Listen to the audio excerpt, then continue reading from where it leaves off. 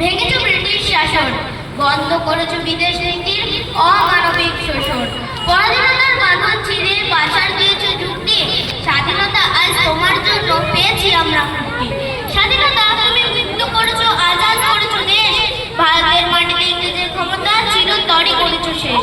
বিজয় পতাকা ছিনিয়ে এনেছ আজ গর্বে ভারত ভূমি, ন্যায্য অধিকার মানুষের হাতে তুলে দিয়েছ তুমি।